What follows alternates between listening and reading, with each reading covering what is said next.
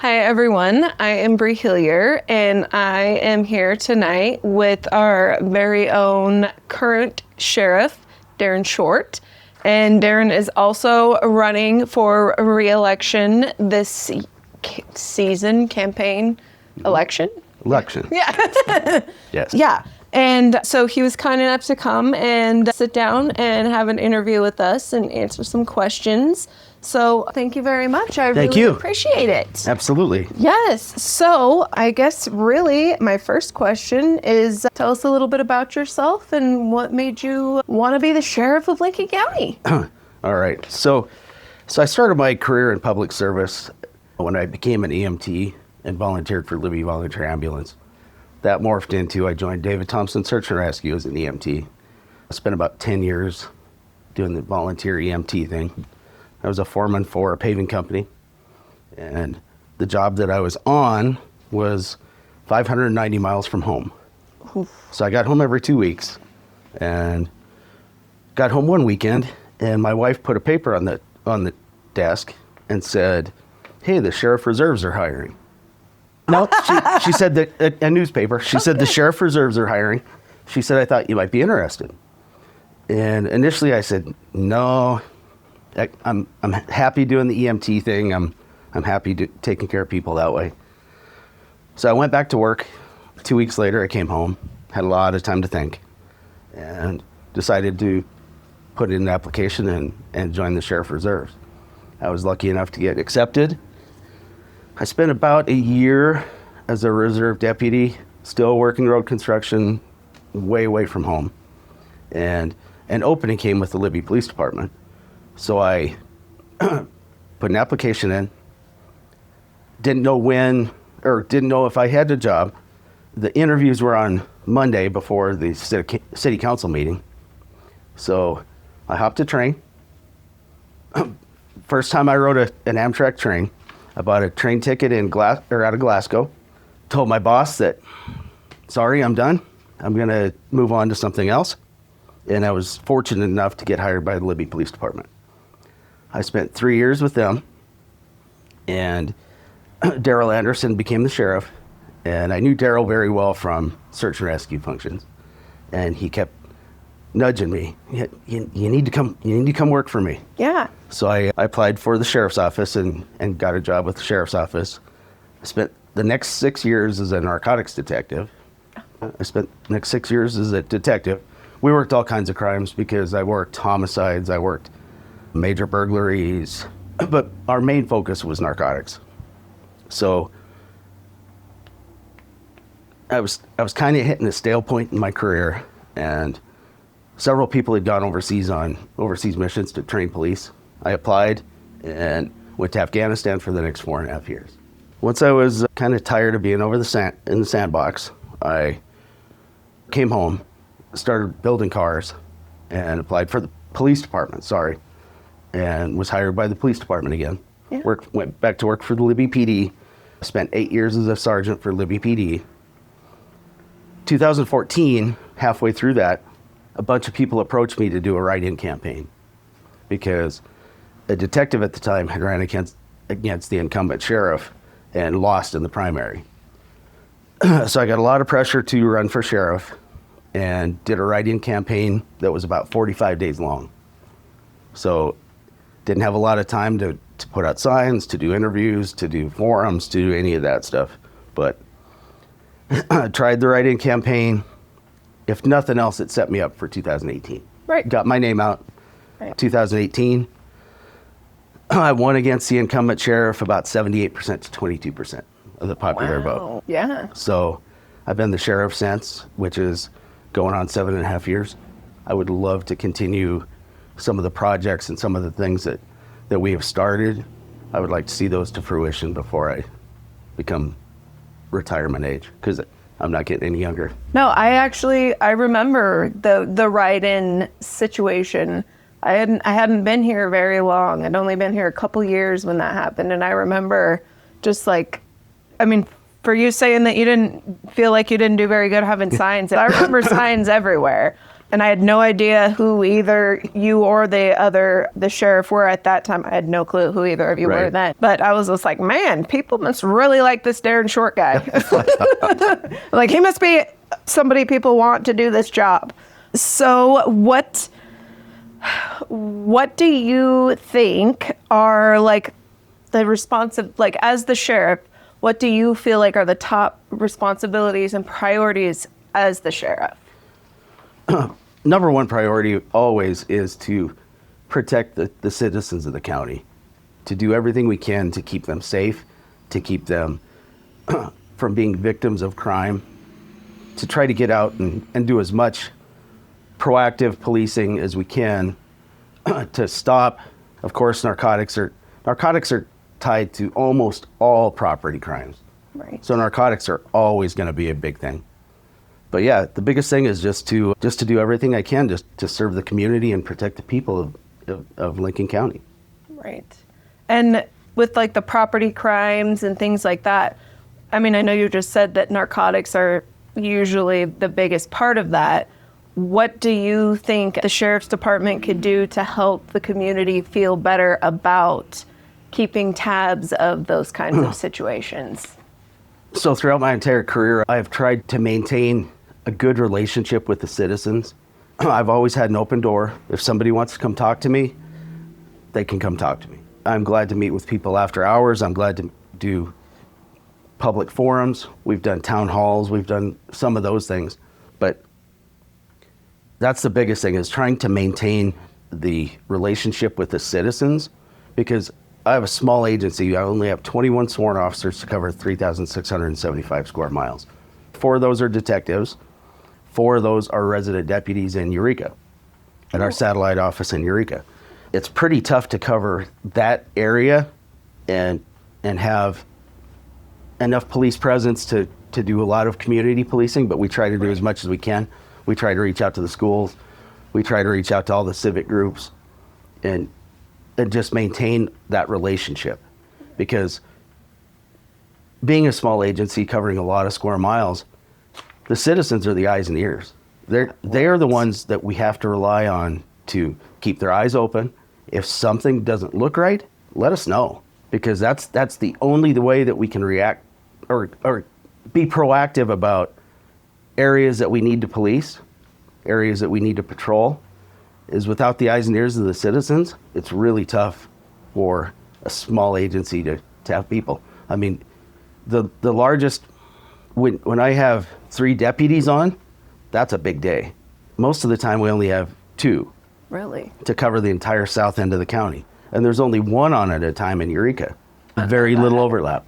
Yeah. So it's really tough to cover that much area with so few guys. Right. Because the way the county is growing, it's not locally, like in Flathead County, for example, the valley is so vast and so big that most of the population base is in the lower part of the valley. Right.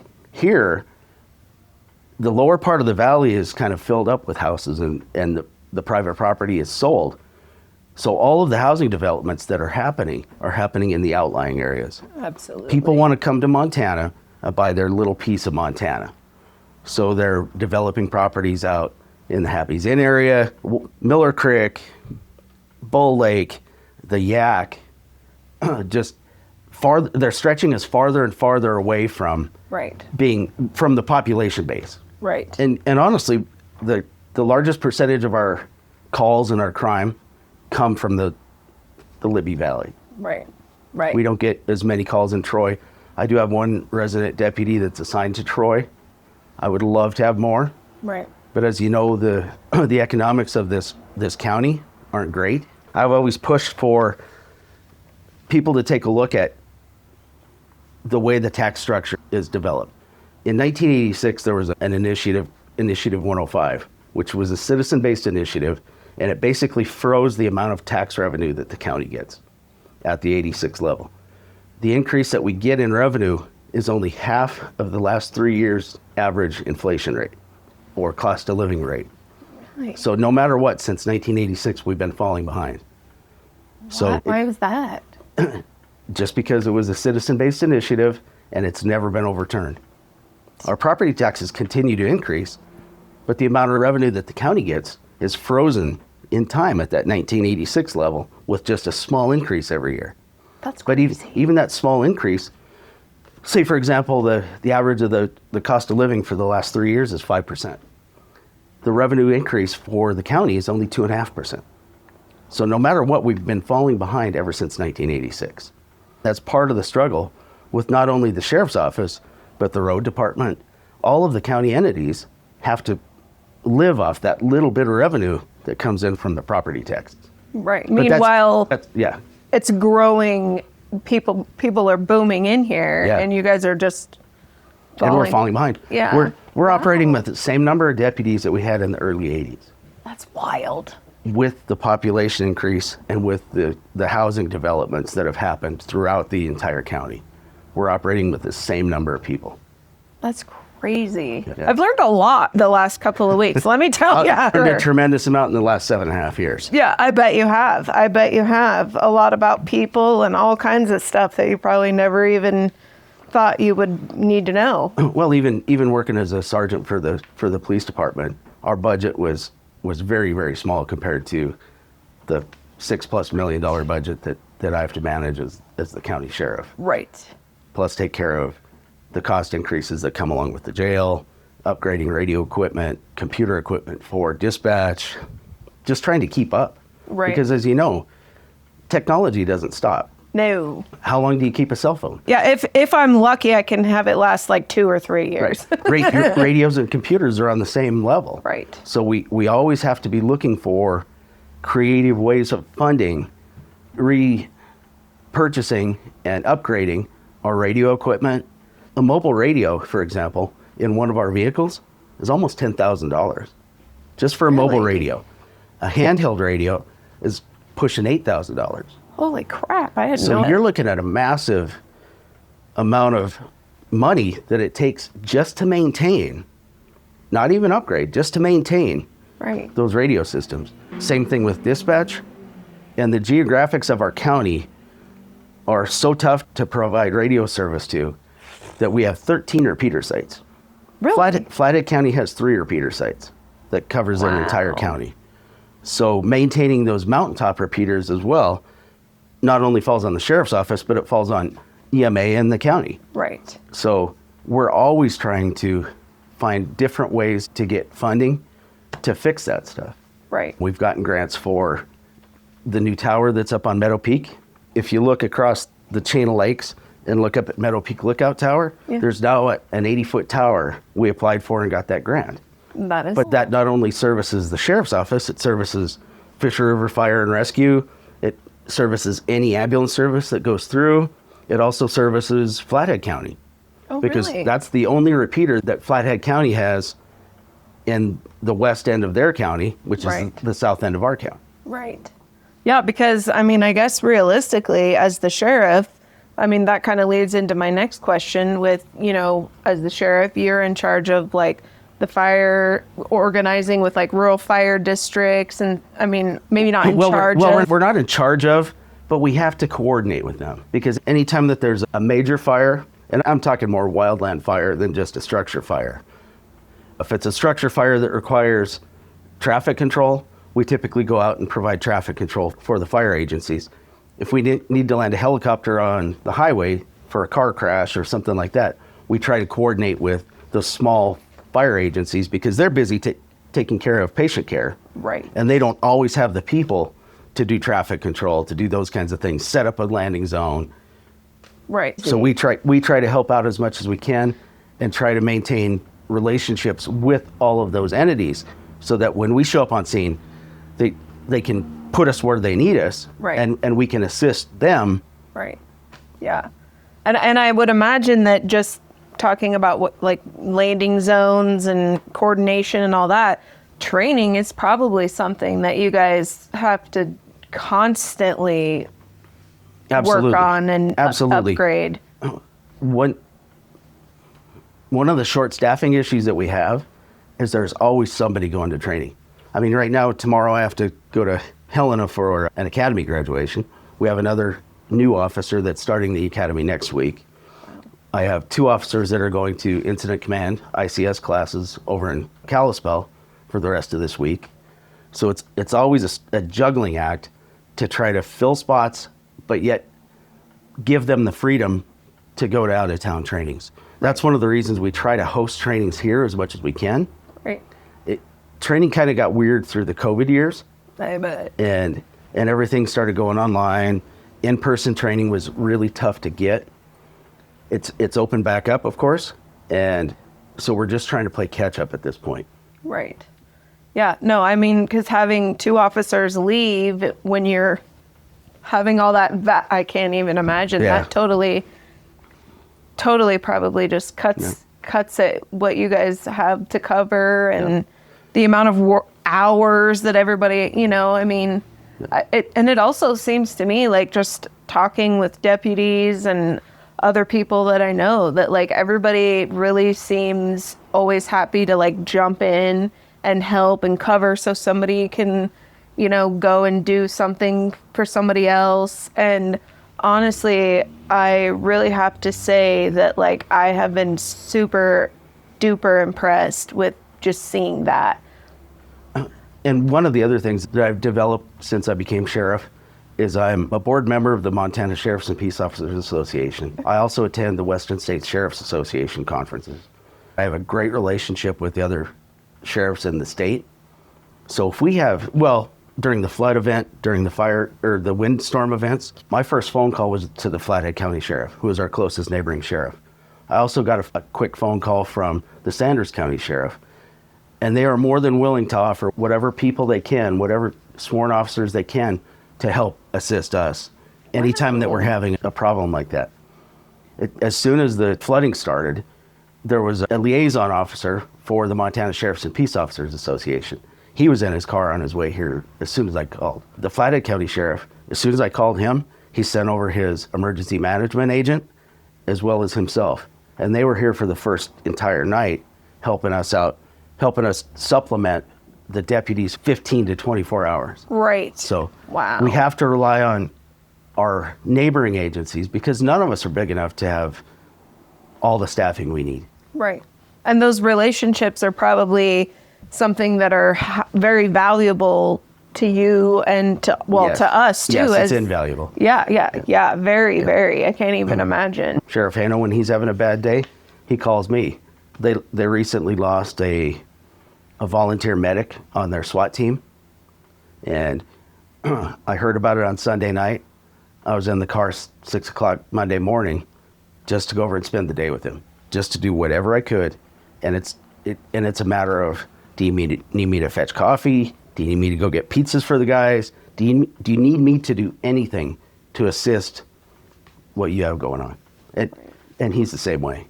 And Sheriff Fielder's out of Sanders County, which is our other closest sheriff, same way. That's part of why the experience and the relationships that are built take time to build. It's not like within the first year or two, I could make those phone calls and just have people hopping. Right. When my undersheriff passed, for example, the honor guard came out of Helena. I had a sheriff who had gone through a loss with his sheriff out of Bighorn County. He jumped in his truck. He was with me for a week just to be here, just to help out through the loss of an officer, the loss of a deputy. Right.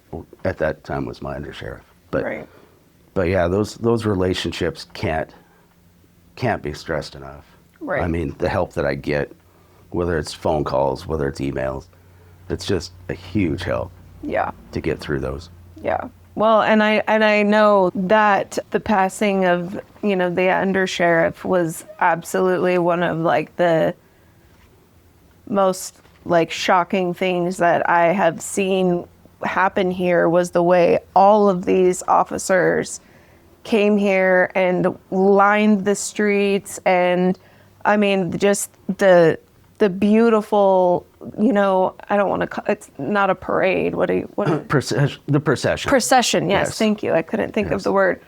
Was like absolutely like, it just gave me the chills. I mean, it was so, I saw cars with names on them that I didn't even know. We had people from Wyoming, we had people from Idaho, we had Border Patrolmen out of Spokane sector, we had Border Patrolmen out of Whitefish, we had sheriffs from across the entire state.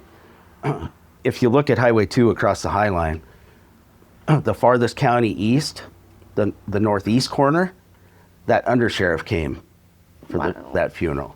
Wow. And that's, like I said, those relationships just can't be right underscored enough. But. Right. Yeah, no, I can't even, the amount of just teamwork and, I would imagine the relationship building is something that comes with those trainings that you guys have to go to, and you do them together, I would imagine.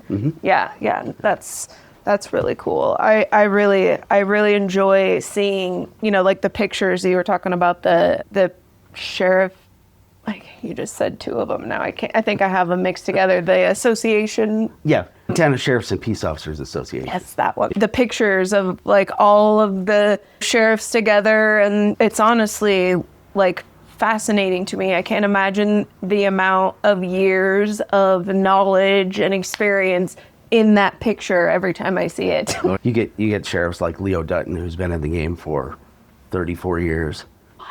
Sheriffs like retired Sheriff Harbaugh out of Custer County, who's been in law enforcement for over 40 years. And those, the institutional knowledge that comes along with that is well worth it. Right. Yeah.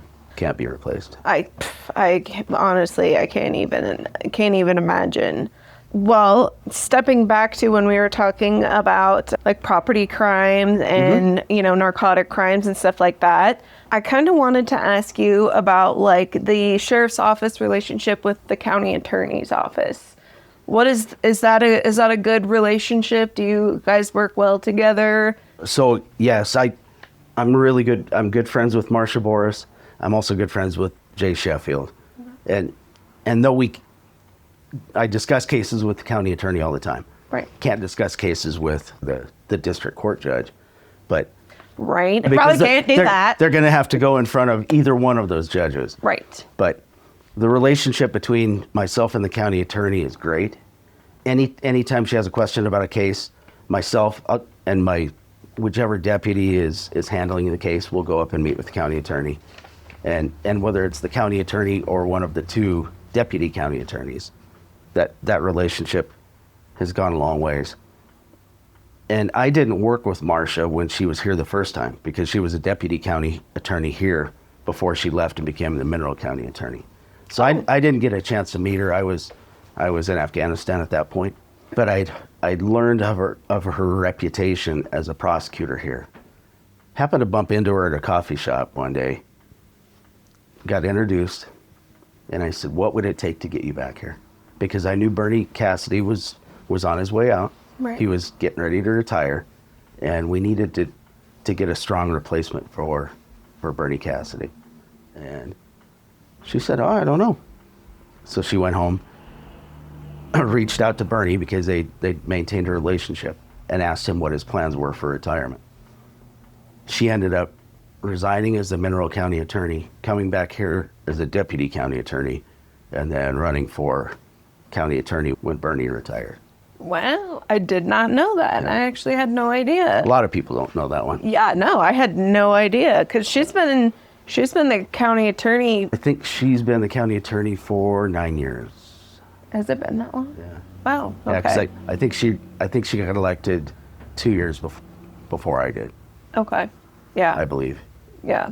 But I mean, so that I feel like, as the sheriff, having relationships with like her, and what about like probation and, like youth probation relationships, like those, are those relationships that you feel like are part of your responsibility to have? Oh, absolutely. Absolutely. Probation is a part of the whole law enforcement structure. So anytime that the probation officers have somebody who's causing them problems, they have codes to our doors. They come right in, whether they need to talk to my patrol captain, whether they need to talk to detectives. They'll get people together, and we actually have a secure messaging app. Okay. That's called Evertel, or Genesis now.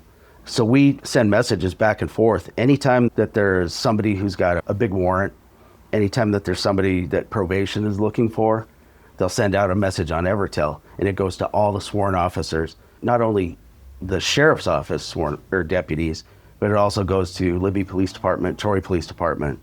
Oh, interesting. So all the sworn law enforcement officers in the county get those messages, and they can start looking for So like a those little trouble BOLO problems. kind of a thing? Yes, Yeah. exactly. Interesting. But it's just a secure app just for law enforcement. Right. That is really interesting. I did not know that. Yeah. I mean, I'm glad to hear that, because sometimes I've wondered, I'm just like, how do they keep track of everybody? And you have to understand that probation officers are sworn law enforcement officers. Oh, I did not know They carry that. badges and guns just like we do. Do they really? Yes, they go through the academy just like we do. What? Yep, they're just in a different role. Wow, I did not know that. I had no idea. Yeah. That is very interesting. Huh. I mean, I suppose that makes sense, because they are making big decisions. You know, I mean, obviously, you know, the person participating is the one who's ultimately making the decisions for themselves. You know. That's correct. Yeah. But I'm just saying, They have the supervision authority. they have to keep people accountable. Exactly. And I'm sure that you guys probably don't always like to be the bad guys, so they probably help take the heat off that a little bit. So one thing I've always said, and since you bring up the bad guy thing, one thing I've always tried to do throughout my career is treat people with respect until they don't deserve my respect. If they start to disrespect me or any officers that I'm working with, things are going to change. Absolutely. But until that point, I've had people that I sent to prison for different crimes, for meth labs, for example, who have come back out of prison and thanked me for saving their life because I followed through, conducted the investigation, and sent them to prison. Yeah. No, But that was the only wake up call that they had. And I believe in. I'm a big believer in second chances. I mean, I can't say everybody. Most people are good at heart. Right. You just have to break that cycle. And law enforcement's all about changing behaviors. Right. It's not always about putting people in jail. Right. It's not always about writing tickets. If you can change someone's behavior by a simple traffic stop or a simple contact, Right. you're much farther ahead than trying to put them in jail. Simply because all the jails are overrun. Right. The prisons are overrun. Right. If you can change their behavior and keep them out of jail, keep them out of prison. No, and I actually really, really appreciate that you just said that about most people are good at heart and deserve a second chance, because I absolutely am a huge proponent of people who just need that wake-up call, and it only takes that one thing, and sometimes just that one thing can lead to a whole different life that they never even would have imagined. Exactly. I have some really good friends who broke the methamphetamine addiction cycle, and I have a good friend who's 20 plus years clean now. Yeah. Yeah. And that's sometimes that's all it takes, whether it's just being a friend to them and trying to steer them in a better direction, or sometimes it takes sending them to jail. Right. And honestly, that is a hard cycle to break. It is. That is a very hard cycle to break. Addiction is something that I would not wish on my worst enemy. It truly is not something that I would wish on anybody. Yeah. And that's one thing. I was exposed to some of it in the first 3 years, but as a narcotics detective, primarily narcotics detective, I saw it over and over and over. And if you could break that cycle, we're all better off. Yeah, absolutely. Yeah, and I can't even. A friend of mine and my husband's was a narcotics detective, and he's told us some stories about things in his past and stuff that he's had to deal with, and I'm just like, that is absolutely fascinating to me that you could be in that scenario and not be terrified for your life. Mm-hmm. You know, where you are a sober individual having to deal with all of that is crazy to me, because that would be scary. You know, I mean, you're walking into the lion's den, you know, and Pretty much. they know, Yeah. you know, like that's wild. So I'm good for you guys for doing that because that would be terrifying. But I have a couple other questions for you because I Sure. could go on about that topic all Sure. day. Talking about jail, what are some of the biggest strains that you feel maybe that like the jail or like holding transports and paperwork, dispatch coordination, what are some things like in those departments that you feel? A couple things. The jail specifically, I'll talk about the jail first. Overcrowding is a major issue with the jail, as well as the outdated facility, because our jail was built in 1978.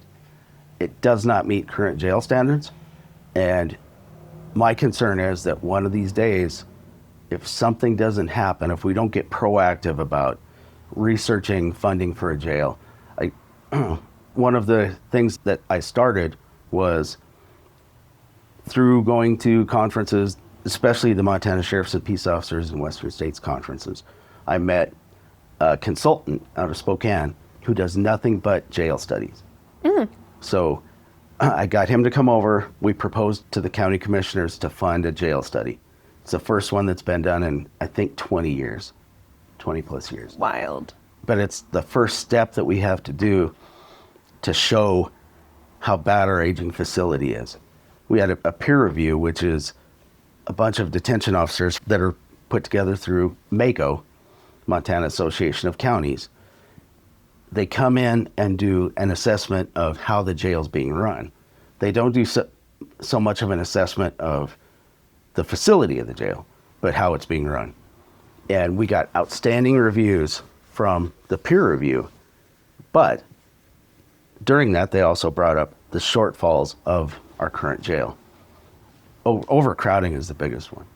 We used to have a recreation room that was solely for when somebody needed out of their cell, they could go in and exercise and do those kinds of things. It's since become an overflow cell. Really? Because our jail's rated for 25 bed capacity. Our average daily population probably runs between 32 and 35. Really? I've seen as many as 52 inmates in our jail. What? And when it gets to that point, it becomes an officer safety issue. Absolutely. Because they're trying to keep track of that many people in such a small facility that isn't really designed up to current jail standards. One of the things that we acquired recently for the jail is a body scanner. And body scanners are made to detect hidden contraband.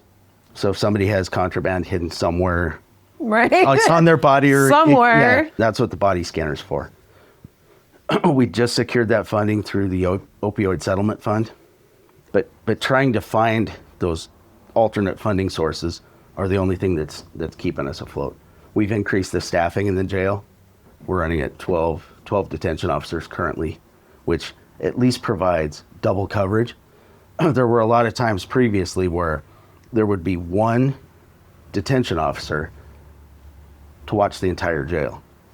Wow. We've also rebuilt or replaced the camera system in the jail so that we have better coverage. Our dispatch center monitors the jail cameras. So if something happens in a cell and the detention officer is busy with other tasks, they can give them a heads up over the radio that, Right. hey, there's a problem in one of the cells. You might want to take a look. On. Yeah. And then they also can get backup coming. Dispatch, with the fall of Troy dispatch, and I have to say a couple things about that. Okay. The rumor is out there that we went after Troy dispatch and got it shut down. That is absolutely incorrect.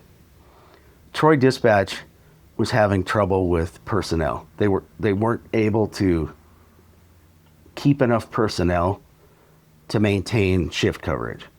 Mm-hmm. There were times when we would have to send dispatchers from Libby over to Troy to man Troy dispatch, just to keep the give the dispatchers at that point a break. So we saw that was a problem. So we started putting money into radio systems and hooking up to fiber optic lines. So we actually run the Troy radios from our dispatch center in the sheriff's office. So we put all that infrastructure in place hoping that they weren't going to collapse, but being prepared for the day that they did. Right. And that day happened. Right. They ended up down to two dispatchers in Troy who were working 12 hours a day and never had a day off. I was literally just going to ask. I feel like that's got to be like a 24/7 thing. It absolutely is. Those radios have to be monitored 24/7 for 911 calls, for fires, ambulances, law enforcement. They have to be manned 24/7. So we put that infrastructure in place so we could hook up to the Troy radios. And luckily we did, because eventually all it took was that phone call and they said, we can't man it anymore. Right. We were able to send somebody over, flip a switch, and make that connection so that we could run Troy Emergency Services, Troy Area Emergency Services, which includes Bull Lake and the Yak, McCormick, out of our sheriff's office dispatch. That's wild. And that's when we increased the amount of dispatchers that we had from 5 to 7. Right. Just so we could have typically 2 dispatchers on duty at all times. Right. Wow. That's wild. Yeah. That's a lot of area to cover for... It is a lot of area, but most counties in the state just have one dispatch center. Right. Well, I mean, when you only have one person... Well, Yeah, yes. With one dispatcher, that is a tremendous job. Yeah, wow. And I have massive respect for our dispatchers. Yeah. Because the multitasking that they do, I couldn't do. Yeah. Yeah, no. I can't even imagine some of the insane amount of phone juggling and typing and all the stuff that they got going on over there. I can't even imagine. But I will say, anytime I've had to call, they're always so great. Good. They're so great. Like, whether I'm calling to just be like a whiner about something, or I'm calling because like I'm like genuinely like terrified about something or something, like whoever it is, and I never know, but they're wonderful. I actually am glad that you mentioned the Troy situation, because I actually totally forgot about that. Yeah. I'm sure that was a big undertaking for you guys. It was definitely a big scramble. Yeah, I can't even imagine. And how do you feel that's gone? I think it's working well. Once again, hopefully we can come up with the funding to replace all of our mountaintop repeater radios. Right. That will help bolster that. Right. Because there are always, when you have that many repeater sites, there are always going to be inherent problems. Oh, of course. It'll never fail. And some of our radios are 30 years old. Yeah, really? Yeah. Jeez. Some of our mountaintop repeater radios. Yeah, that's wild. And there's still... We've done a lot of work to try to maintain them. Yeah. Huh. And keep them rolling. That's wild. I did actually, real quick, talking about the jail and improvements and stuff like that. Is there anything that you think that like the community could do that would be beneficial to help improve? Because I mean, obviously I know jail is jail, and it's jail, but jail is also where many of our fellow community members go to work every single day, and police and detention officers and and even the people who are in the jail are still community members. Absolutely, they are. We should want that to be a safe environment for everyone involved. So the biggest thing is, the first step was, of course, starting this jail study. I would say probably within the next month, that jail study will be complete. Ultimately, the county commissioners are responsible for the facility, the jail facility. Okay. That's not my responsibility. Okay. My responsibility is for maintaining and manning and staffing the jail facility. Gotcha. And managing it. Gotcha. So as far as personnel go, that's my job. Right. But if a pipe breaks, if a toilet breaks, that's more on the county commissioners. But we all have to work together to try to maintain that. Flathead County just passed a bond for their new jail, and it was $105 million. We're not looking for anything that extravagant or that big, because that's going to be a 260-bed facility. It's going to be an all-incorporated law enforcement center. Oh, okay. If we can find a location somewhere close to the current courthouse that we can build the new jail facility on, we're probably looking in the neighborhood of $35 million Right. to build a new jail facility. Right. And nobody wants to increase taxes. I've tried to Right. be as fiscally responsible with our agency as I can. That's why we applied for the Zinke congressional funding that we just got, the $799,000 Right. to replace some of our vehicles. We also just applied for another around $1.5 million, and that's to replace all of the radio repeater sites, the radios at those repeater sites. So we've tried to ease the tax burden on the citizens by trying to pull in those congressional funds. And one thing, you get some people who are against trying to get that outside money, but until the tax revenue changes, the tax revenue structure changes, or logging comes back or mining comes back, something to increase the revenue, we have to scramble and try to do what we can. Right. Yeah.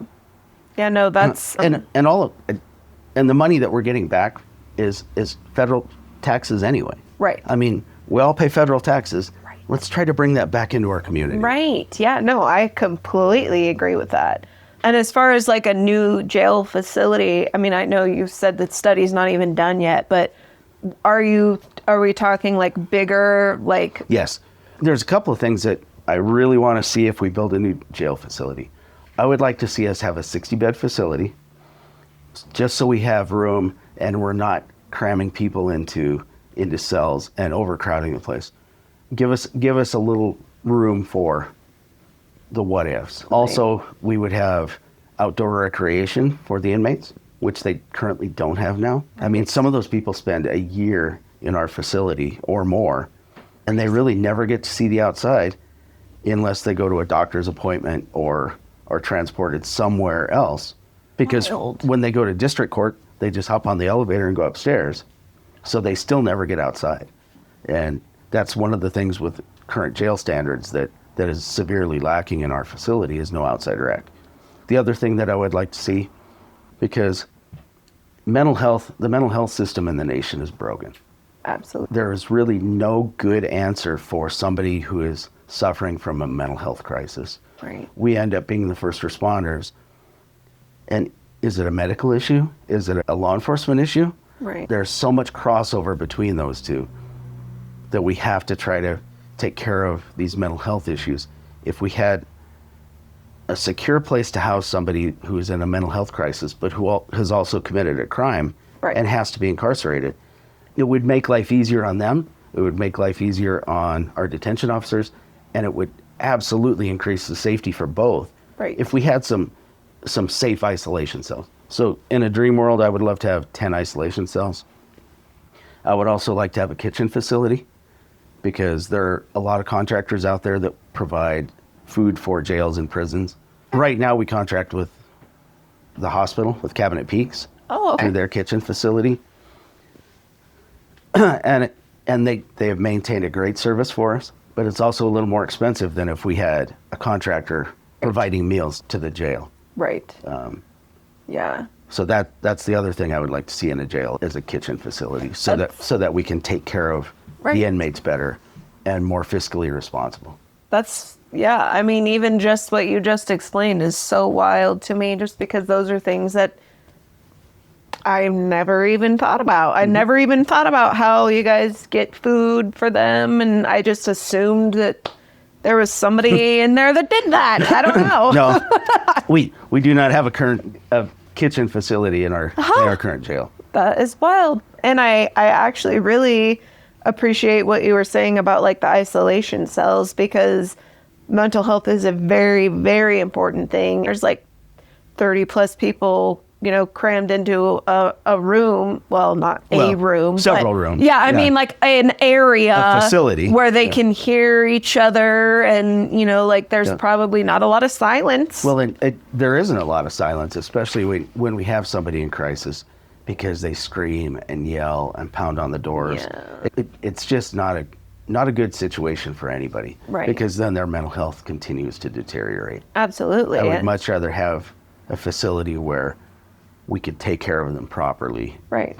And they can be safe, and everybody else, because I'm sure that doesn't help everybody else. It doesn't help the mood with anybody. Yeah, right. The detention officers I can imagine. their stress level goes way up. The people who are detained, their stress level goes way up. Absolutely. We have more problems in the other cells because they're not getting sleep. I cannot even imagine, actually. I think that's a really, really good point to point out and make because, like I said, those are all things that I never even thought about. I've never been down there and taken a tour and, done all the things, so I had no idea. Well, and that's it. And if people are Interested? I would be more than happy to Yeah.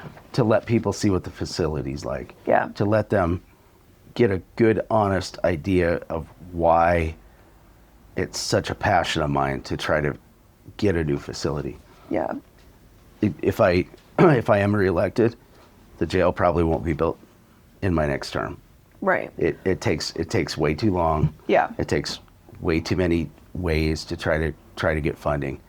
And I'm hoping that some federal funding will open up for jails because I don't want that whole bond to be on the backs of the taxpayers of this county. Yeah. Well, and even just you laying the groundwork for the path. The study. is I feel like that's huge because I would imagine that's a big undertaking having somebody all up in your business and looking at, everything and and Well, and the detention officers take a huge amount of pride in their work. So every time that somebody from the outside comes in to look at the facility, Right. they get nervous because it's like they're being critiqued. right. I have to explain to them, you're not being critiqued. Right. We need people to take an honest look at the facility itself Right. so we can explain why we need a new facility. Why, Not you, it's Yeah. the nuts and bolts. That's what it is. Yes, and I actually just had a phone call today from the architects that are working on the Flathead County Jail. They're actually going to fly up to do a site visit and a meeting with Flathead County. They're going to drive over here and meet with the commissioners on May 6th and just kind of explain the process of the architecture, the design, the different options. Sweet. So at least we're starting that ball rolling. Yeah.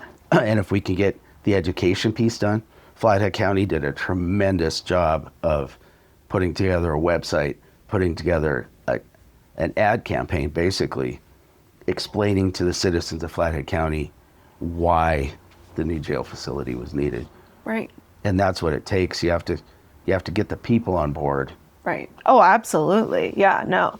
I can imagine that there's always going to be people that they don't care. But to me, my main point would be, like you said, the detention officers, it's a safety thing. And anybody who's had a loved one or a relative who has ended up incarcerated for any reason can understand that they hear what the facility's like. Right. And hopefully that word gets out. And right. Well, I mean, and I can honestly say I've never heard anybody come out of jail and be like, that was great. yeah. Well, Never heard that. We don't want it to be Club Med either. But. Right. Yeah. No, I get it though. We want it to be at least not so bad. Safe and sanitary. Right. But moving on, before we spend all day talking about jail, I would like to ask, how do you feel like when you coordinate with like fire and EMS and like the ambulance and search and rescue, like over a big thing like that happened, let's just say like with the floods, like how do you feel the communication with all of those agencies? How do you feel that works for you?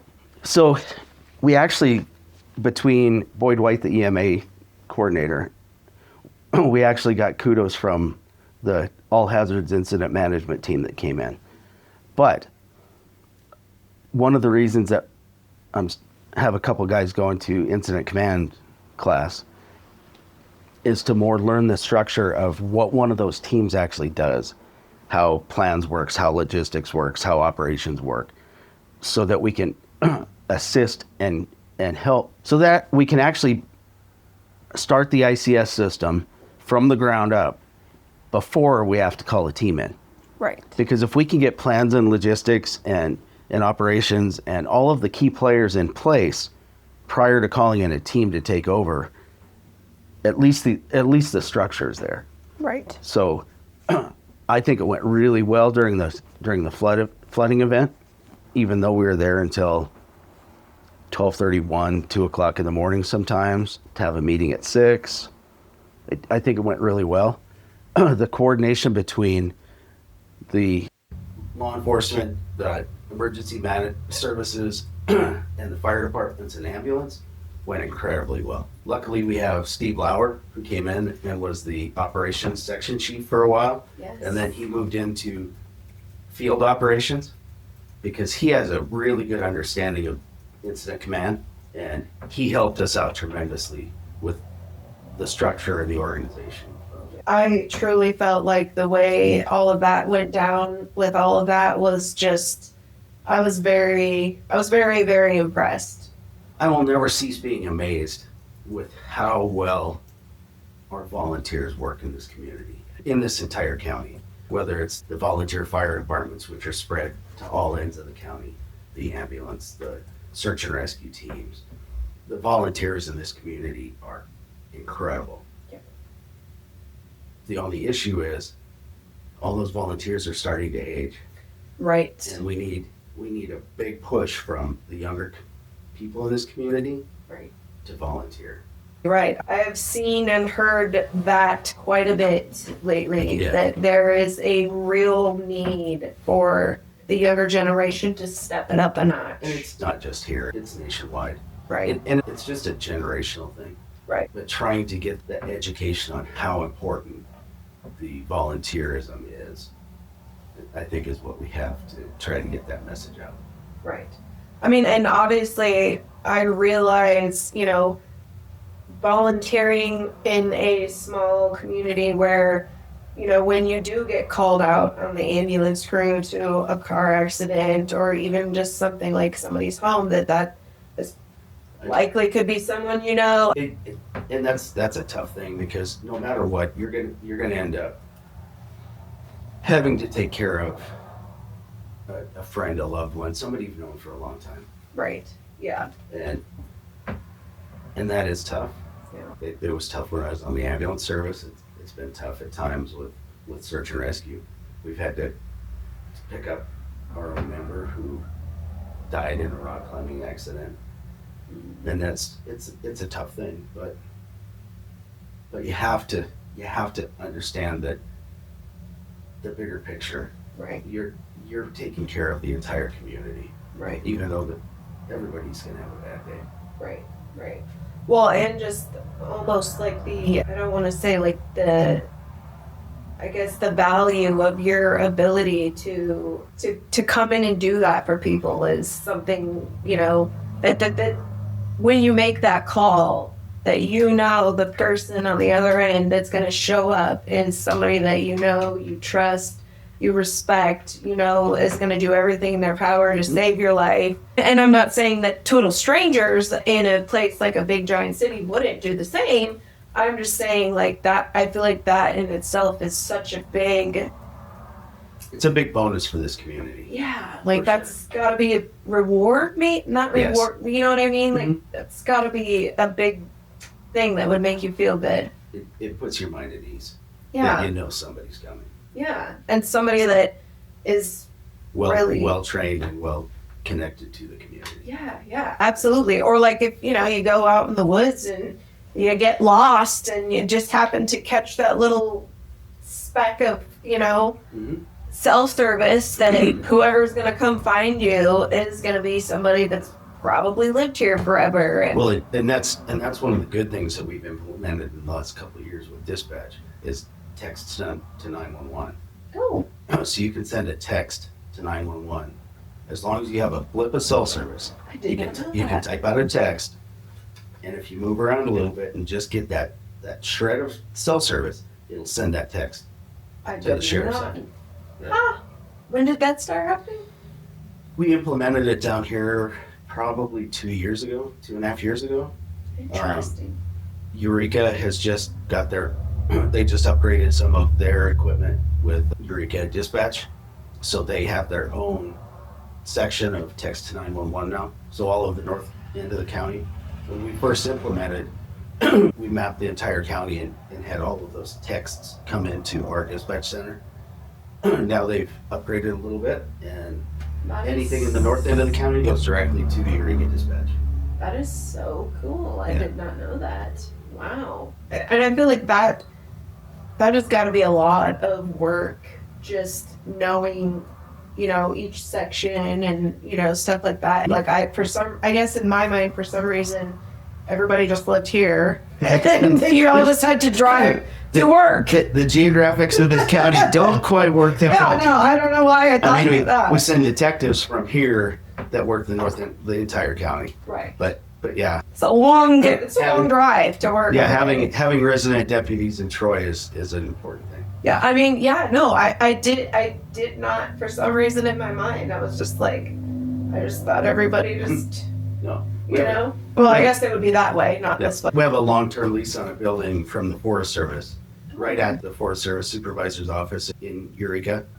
Has been remodeled and made into a law enforcement center. Oh. So that is the North Law Enforcement Center. It also houses Eureka Dispatch, the Sheriff's Office, Fish and Game, Highway Patrol, and Eureka Police Department.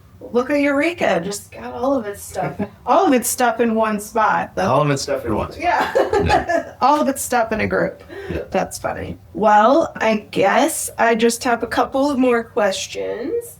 Here, I told you I wasn't going to keep you forever. Yeah, well, hey, I'm the one asking all the questions and stuff. What do you think, as far as like with your leadership and the way things you've had going over the last several years as the sheriff, how do you feel like your leadership and your transparency with the community, how do you feel that has been for the people? There can always be some improvement with some people, because a lot of people are hesitant to come to the sheriff's office to try to talk to myself. Right. But I think overall it's gone well. Right. I try to get out in the community as much as I can, community events, just getting out and talking to the people. Like I said, I've tried to have an open door policy. It feels like everything's kind of closed in. Right. Because we have to maintain the security of the sheriff's office. Right. We can't have people wandering around with dispatch and sensitive criminal justice information. Right. But I think we've had a good relationship with the community. Like I said, there have been a lot of issues that have happened since I took office. Number one was COVID. That shut everything down. You couldn't hardly talk to people. We couldn't have people coming in and out. Right. We had to be very careful about inmates in the jail. Oh, You get gosh. one person sick in our office, and it takes out dispatchers, takes out detention officers, takes out office staff, takes out deputies. So Yeah. we had to be very, very cautious with that. So that was a really tough time for us, trying to keep everybody healthy. We got through that, thankfully. Opened things back up. For a long time, with losing our rec room, basically to overflow housing, we had to shut down in-person ministerial. We had to shut down in-person AA and NA. Since then, we have opened those back up through video channels, Oh, okay. so they can actually do Alcoholics Anonymous, Narcotics Anonymous on their tablets. Oh, for okay. Video. That's cool. We've opened up the visitation so that ministerial can come in and talk to people one-on-one. Unfortunately, they can't do it in person in our rec room anymore, Right. but that's one of the big things with having a new facility. Right. We would be able to open that back up again. Right. So my what I was just about to say was that I appreciate your openness and like being in the community, because I don't know if you remember this, but I think it was last year, my youngest son and I met with Junior Beardsley. We were all at the Switchback, and we were doing like a pickup along the highway Yep. up to the Yep. dump, and Yep. you and your wife were there, and my youngest son was there, and I was like explaining to him who everybody was, and I told him that you were the sheriff, and he just thought that was the coolest thing ever. He could not believe he was sitting at a table with the sheriff and his wife. He just was like, mind blown about it. And now, like, and it's funny because now he's 10 now, and he knows who you are. Like, he recognizes you visually when we're out and about and doing things and stuff like that, which I think as a parent, that means a lot to me, because my 10-year-old knows who the sheriff is. So he knows if he ever sees this guy's safe. And I think that's very important. So I appreciate that. You're very welcome. And that's one of the things when I worked for the Libby Police Department. I don't have as much time to do it now, but when I worked for the PD, I used to go out to Head Start a lot. Oh, okay. And I would sit down in those little chairs and have lunch with the kids. Yeah. And I have some of those kids that were at Head Start that are now in high school. Yeah. And they still, when they see me on the street, they come up and talk. Yeah. Oh, I Because bet. they remember those days at Head Start. Yeah. And that to me is a key to building those community relationships, long-term community relationships. Yeah, no, absolutely. I think that is extremely important, and I really appreciate that you do focus on things like that. Well, and like we do I help out with the Santa. Yes. Every Yeah, I love that too. Yeah, that's actually another big part of why he recognizes you too, is from doing that. But yeah, no, and children remember those. Oh, absolutely they do. Forever. Yeah. You know, like that is something that I will freeze my butt off every year to do that, because those kids just like seeing the police and the sheriff and the fire truck and Santa coming down Mineral is like the highlight. It's a big thing. It is. I love it. Thank you for doing that. Oh, yeah. And having the deputies be involved and stuff. I appreciate that a lot. Oh, you bet. Yes. But I really actually only have just one more question for you. What would you say to voters that may be undecided or feeling skeptical on making a decision on who to vote for? Well, we talked quite a bit about the relationships that I've built outside of Lincoln County. I really think that experience counts for a lot. Experience, I've been managing the jail, I've been managing the dispatch center, I've increased staffing with both. We put together the Canine Narcotics program, which we ended up getting fully funded through donations. Yes. We only have one canine narcotics dog now, but I want to increase it to 2 again, so we have one in the north, one in the south. But I would just say the experience in handling emergency situations, experience in handling the employees that I have, the dispatch center, the detention center, the budget. When I ran the write-in campaign in 2014 and lost, I spent the next 4 years trying to learn as much about the budgeting, the inner workings of the sheriff's office as much as I could, because I planned on running at 18. Right. But yeah, I think that institutional knowledge and the experience goes a long ways. Yeah, I mean, I feel like the budget that you have to deal with is, I get stressed out about managing my checkbook. So I bet yours is a little bit more stressful. It is a lot. It is a lot of stress. Yeah, I can't even imagine. Well, and then I guess technically the second part of my question is, where can people learn more about you and your campaign, and where can they contact you? So, 2 ways. They can always send me an email. My email address for the campaign is dshort, 4, LCSO @yahoo.com. Okay. A lot of people in the community already have my cell phone, but I have 2 Facebook pages that I try to push out information on as much as possible and answer questions from as much as possible. If people have requests for signs, they can either reach out through Facebook or at my email address, or just stop in and talk to me at the sheriff's office. Right. Stop me on the street. I have Perfect. people stopping at my shop because I live right on the highway. Very accessible to people. Yeah. It's part of the job. It's part of the service to the community that I've tried to be focused on for the last almost 40 years. I actually really I had no idea that you were a Libby police officer. I did not know that. Yeah, like I said, I've learned a lot the last couple of weeks. You'd be amazed. But anyways, I just really want to thank you very much for taking the time to do this. But anyways, I will post Darren's details on the video when this goes up. And again, thank you for doing this. I really appreciate it. Make sure you remember to vote June 2nd and then vote again in the general election in November. And I would appreciate your support. I would love to continue my service to the community for another 4 years. Thank you. Thank you.